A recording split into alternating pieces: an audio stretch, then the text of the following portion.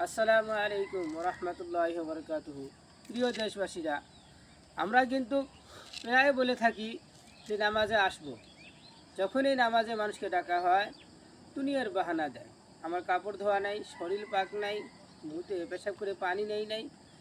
এরকম করেই আমরা আরও একদিন ওয়াদা করি যেদিন আমাদের গ্রামবাসীদেরই হোক, নিজের বংশ বুনিয়াদের ভিতরেই হোক, তো এলাকাবাসীদের ভিতরে কেউ যদি মারা যায়, আর সেদিন আমরা মাইয়েতের সামনে কিন্তু খাড়া হ্যাঁ ওয়াদা করি যে ভাই আমরা নামাজ পড়বো ইনশাআল্লাহ।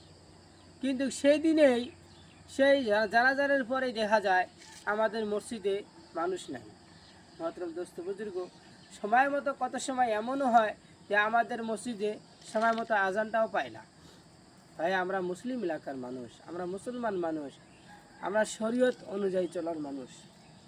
বড় আফসোসের বিষয় যে আমরা চিরস্থায়ী একটা ঠিকানা আছে, সেই ঠিকানার দিকে আগিয়েও আমরা ওয়াদা করি যে ইনশাআল্লাহ আমরা নামাজ পড়ব, কিন্তু আমাদের নামাজটা হয় না। মহতরম দোস্ত বুজুর্গ, ওয়াদা খিলাফি করাও কিন্তু মুনাফিকের আলামত। আর আল্লাহ তাআলা মুনাফিকের কাল কিয়ামতের দিন হাসরের ময়দানে মুনাফিকের ভয়ানক শাস্তি রাখছেন।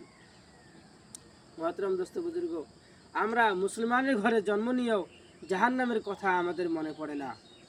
এই জাহান্নামের আযাব আমাদের আপনাদের মতন কেউ সহ্য করতে পারবে না। মহতরম দোস্ত বুজুর্গ, আমরা সবাই যাতে নামাজে আসি এবং আমরা আমাদের বন্ধু বান্ধবের ভিতরে যারা আছে তাদেরকে আমরা নামাজে আসার জন্য আহ্বান করি।